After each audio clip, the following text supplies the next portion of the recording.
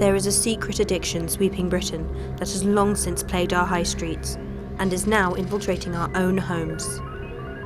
This addiction is not sex, booze or drugs. It is not even illegal and has recently been encouraged by law as beneficial for the economy. It is gambling, and it has been given a massive insidious boost by the internet and technology, crossing new boundaries and drawing in increasingly younger generations, who are the most vulnerable to addiction, yet have the least support. At a time when there is little awareness of the dangers of gambling and its effects on mental health, will Britain's secret addiction be realised too late?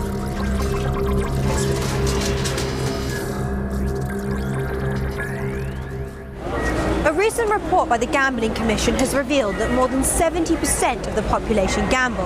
Think of the National Lottery, seaside arcades, major sporting events such as the Grand National and Ascot. Our sense of national identity is invariably tied up with what is known as a good old flutter. So what's the harm? What could initially start out as a bit of fun could potentially turn into an obsession. In particular, young men between 16 and 25 are the most at risk of developing a gambling problem. According to the latest figures, there are 450,000 problem gamblers in the UK, of which 130,000 are young people. But the number may actually be far higher. I think the prevalence of problem gambling in the UK is underestimated, and I think there's three reasons for that. The first reason is that I think problem gamblers are less likely to be in the house or less likely to answer the door or be willing to participate in a survey. I think the second thing is if they do participate, they're probably less likely to give you honest answers, and particularly if there's significant others that are there while the interview is taking place. And thirdly, and probably most importantly, I think problem gamblers would be less likely to remember. The accuracy of their recall is probably going to be, we know this from lots of different research studies, that problem gamblers underestimate how much they spend, they underestimate how much it's had a negative impact on their lives, and they tend to overestimate the positives.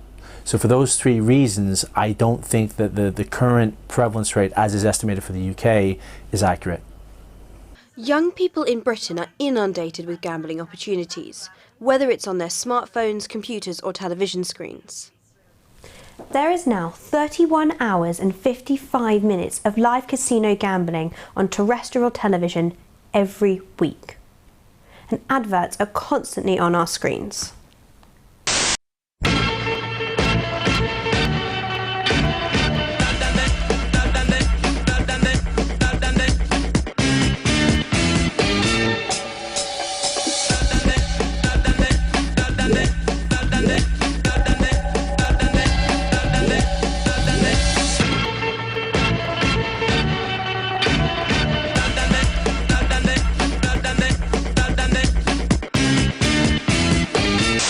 Gambling adverts on television and the internet are undoubtedly engaging a younger audience, especially around live sporting events. But it's still uncertain what impact this could have on their adult lives. Everyone will have noticed an explosion in the extent to which gambling is being advertised, is on billboards, is being sponsorship in terms of sports. And we need to think about to what extent is that going to have an impact on young people particularly. With this in mind, I contacted the Advertising Standards Agency to ask why they condone showing gambling adverts at 9 o'clock in the morning. This is what they had to say. The rules surrounding gambling advertising contain both strict content and scheduling rules to ensure that where ads do appear, they are socially responsible, with a strong emphasis on protecting young and vulnerable people. The rules ensure that ads on TV cannot be shown before the watershed or around programmes with a high proportion of children in the audience. However, they also said the rules do not place a limit on the amount of advertising for bookmakers that can appear in or around sporting events. Their response was more evasive than I had hoped for and mirrored the current legislation almost word for word, with little independent comment. You don't just have to watch TV to be inundated by gambling adverts. They are also all over the high street, displayed prominently in the windows of betting shops. Research has shown that since the beginning of the recession in 2008, the number of high street betting shops has increased by 10.5%. So now there are almost 8,000 betting shops, making them more common than newsagents. These shops are multiplying in some of the country's most deprived areas, where under 25s are among the hardest hit by unemployment. I'm in Hackney North, where youth unemployment has risen by 214% in the last year. This borough has 3 times the amount of betting shops than the average borough. On this high street alone, there are 9 betting shops.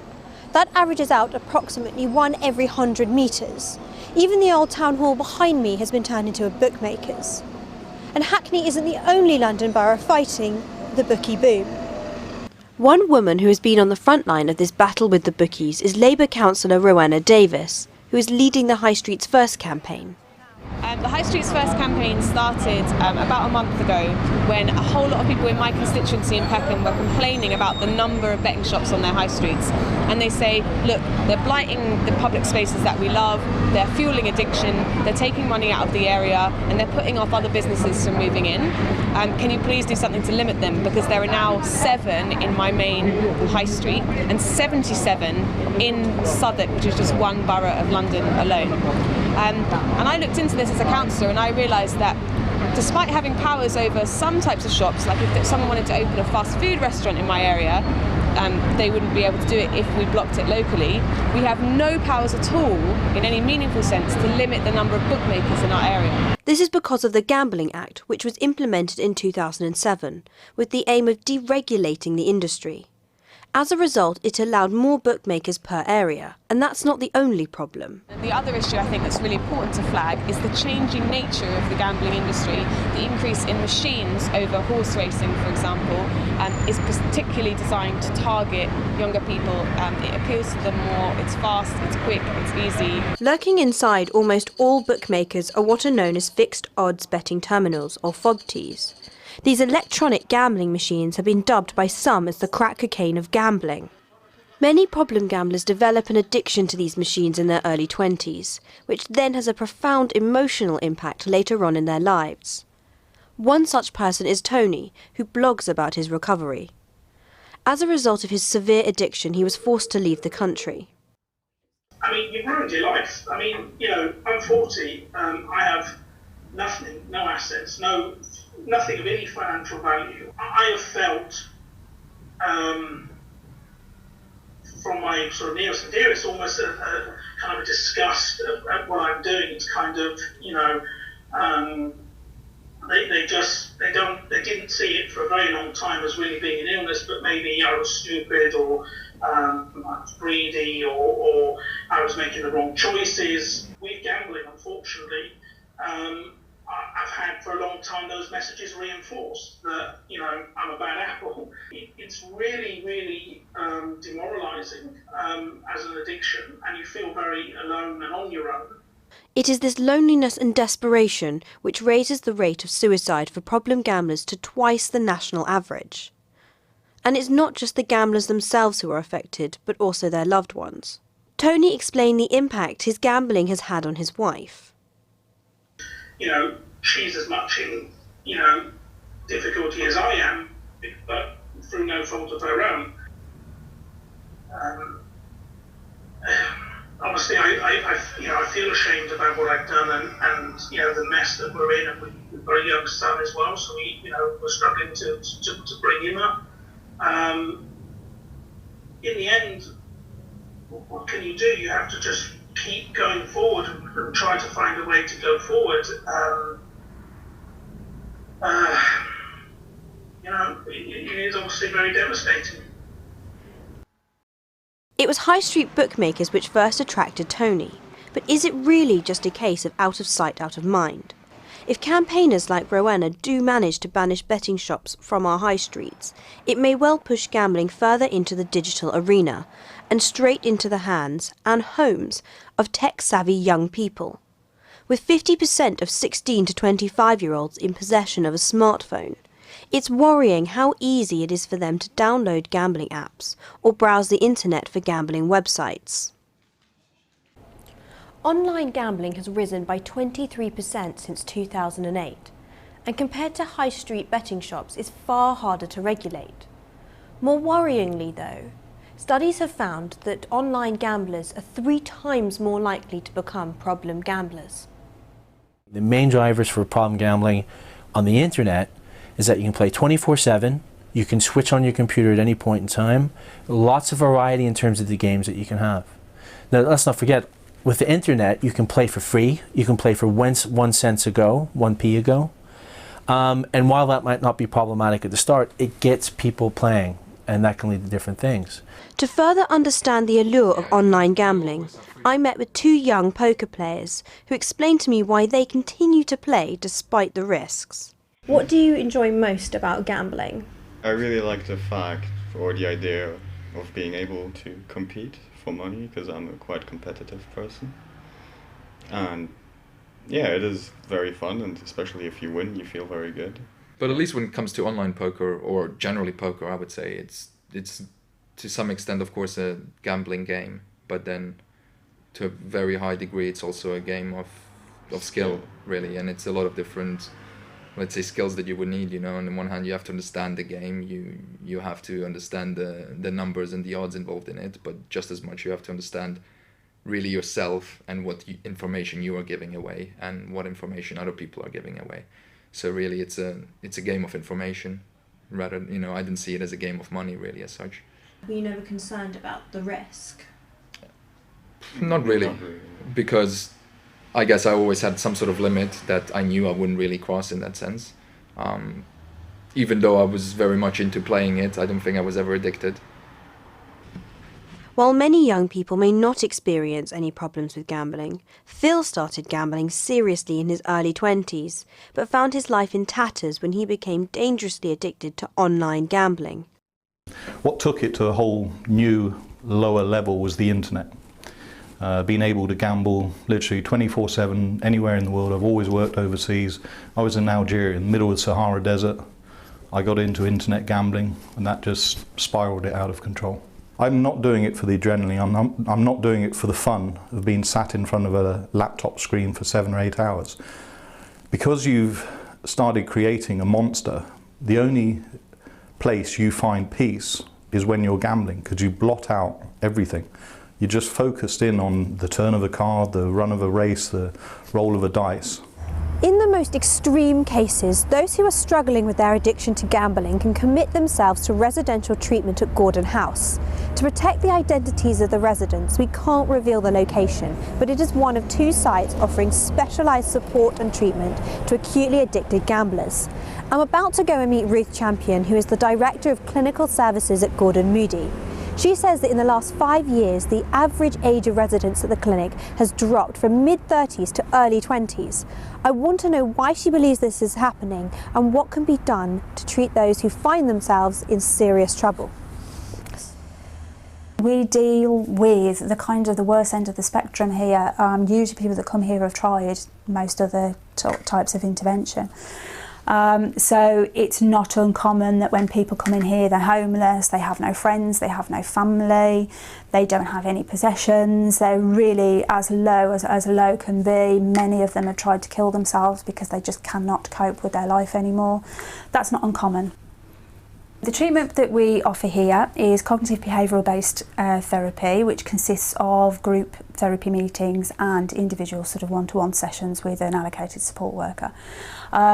So the main focus of the treatment programme is for to help individuals understand their addiction, get them to understand why they behave the way that they do, the way they think and the way they react to that, and help them to find different ways of coping with their life, basically, therefore reducing the need to gamble.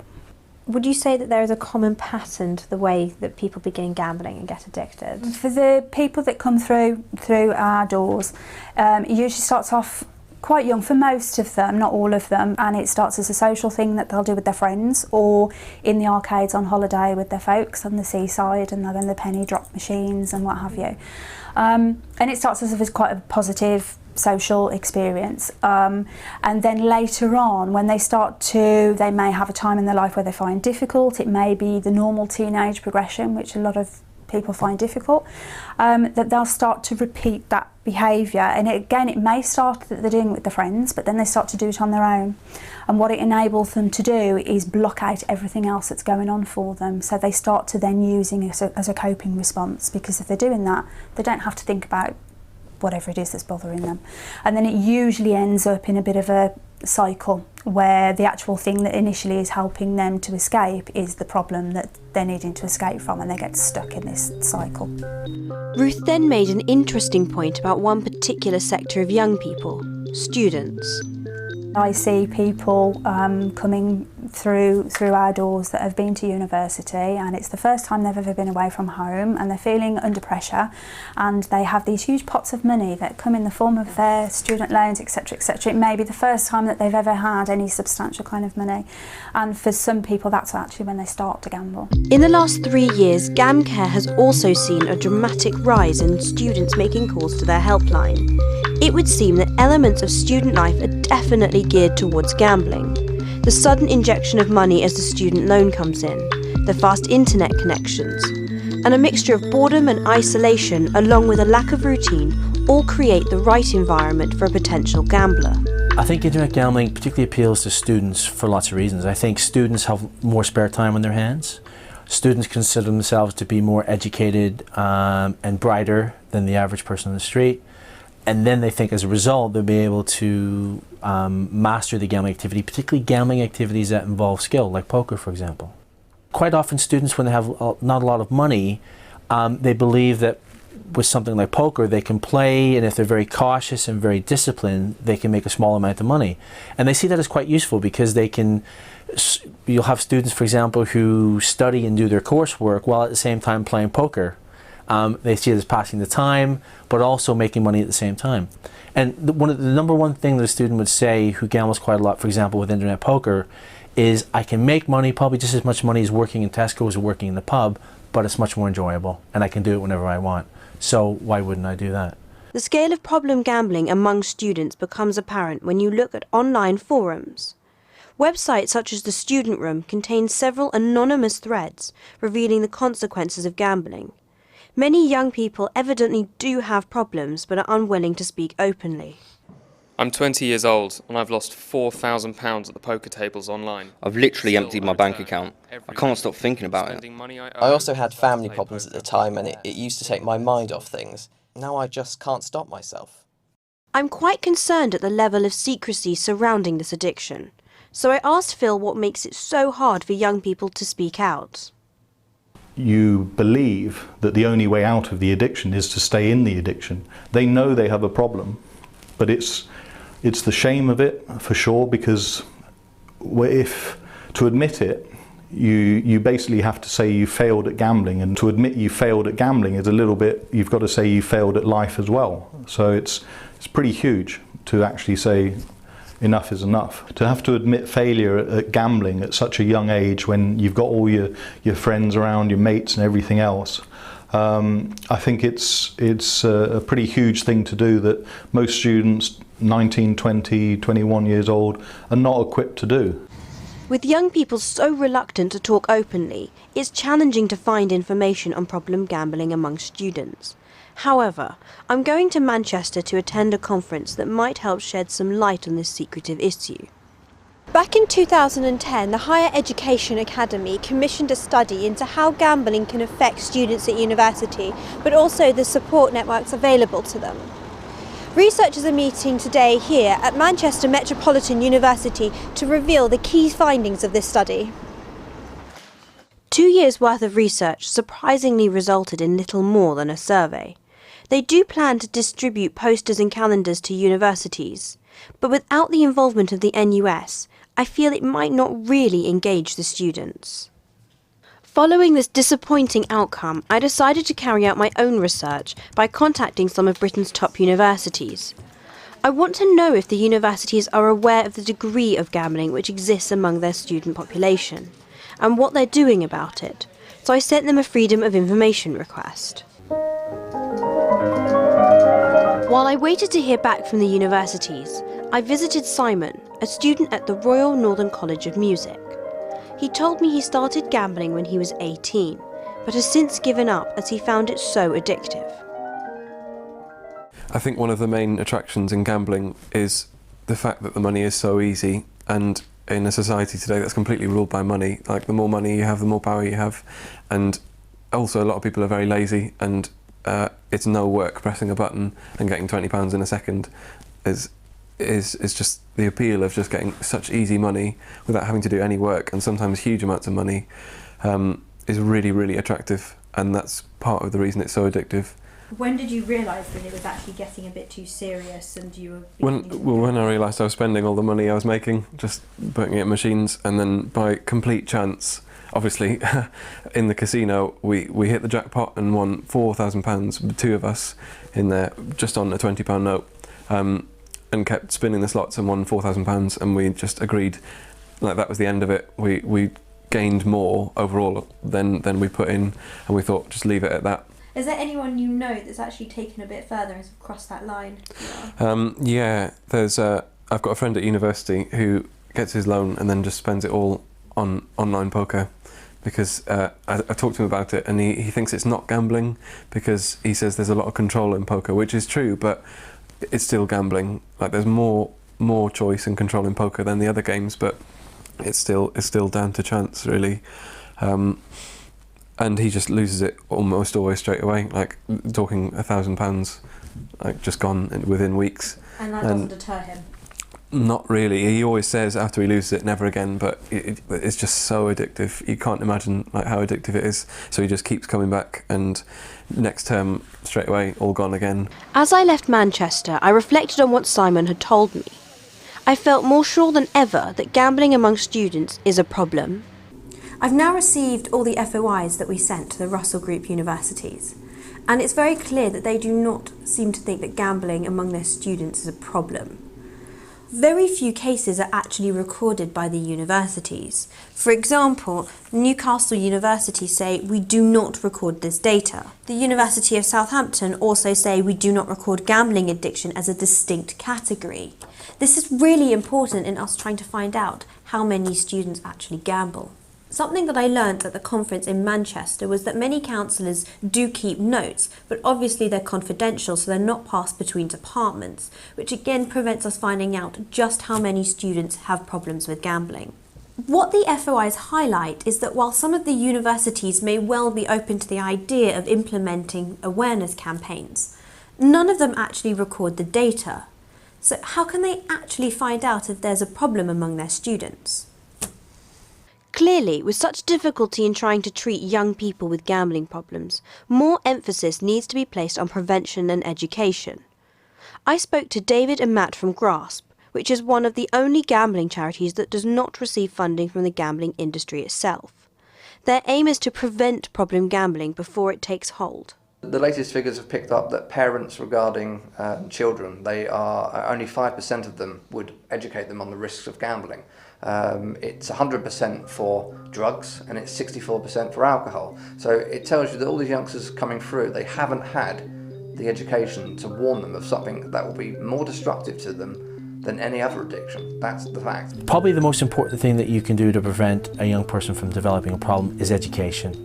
Teaching them, first of all, that gambling isn't a way to make money, it isn't a way to deal with problems and escape whatever it is that they have on their plates at that time. It's really just a way that people enjoy themselves or enjoy recreation. Although the awareness is starting to grow, I think, in this country, it's still very early days where people don't really tend to take it seriously as an addiction, because with drugs, with alcohol, you can physically see the impact that it's having on somebody. They start to look ill, it affects their performance. But with gambling, as long as they can get their hands on money, they will continue until they can't get their hands on anymore. Out of the 7 organisations currently funded by the gambling industry, 5 are focused purely on treatment, and just 2 are looking into research and prevention. From everything I have learnt, I can see how the population and especially young people are at risk without even being aware of it. From the advertising and the betting shops to the accessibility, it all changed with the Gambling Act. I was keen to challenge the man behind it, former MP Richard Cabourn. I tried to put onto the statute book an Act of Parliament that was bringing gambling into mainstream entertainment, in a way that was responsible and protected young people particularly. Some people have said that the Gambling Act is responsible for the increasing numbers of betting shops opening in deprived areas. What is your view on this? Well, there may well be an element of that, but I'm bound to say I think the local authorities who have got the power through the planning regimes to actually control that. But people like, for example, Rowena Davies, who's leading the High Street's first campaign, claim that they don't have that power. Well, I'm afraid he needs to go back and read the Act. As universities don't have the means to monitor gambling problems among students, I wanted to question Richard about the data available. I said that there had to be an independent prevalence study, funded by, but indeed the operation of the prevalence study, would be by a reputable independent company, which it has been. That £500,000 funding has now been cut, and there is going to be no more prevalence survey. Well, let's deal with so what happens now in terms of... Look, let me deal with the Act, which I was responsible for. I put in, yes, a radical overhaul of gambling, but I also put into that safeguards. And in those safeguards was a prevalence study. Now, if the government want to continue that prevalence study, that's a negotiation between the government, the Gambling Commission and the industry. It is worrying that there will no longer be an official study to monitor the impact which all these changes in the law are having on young people. Funding for other studies is vital. We get around 300 to 400,000 for research every year. And I think a lot of UK researchers would feel that there needs to be a better infrastructure, more funding available, but not just for research, but also for things like education and prevention, and also in terms of treatment initiatives. The money given by the industry to help problem gamblers is not a statutory levy, and currently stands at just 0.085% of their profits before tax. But should it be higher? I invited all the main representatives of the gambling industry to comment on our findings, but they all declined. In the future, I do think there will be a need for more provision, such as ours, for treatment of gambling addiction, definitely, yeah. Because we've got a whole generation of people coming up who have grown up with gambling in their lives, and it will provide an escape. For all young people with gambling problems, it's not just the money spent, but also the time lost, which can negatively impact their mental health and studies. Who should bear responsibility for problem gambling remains unclear, but while the tech industry grows and gambling continues to boom, something must be done now about this secret addiction. Otherwise, we are betting on the future of the next generation.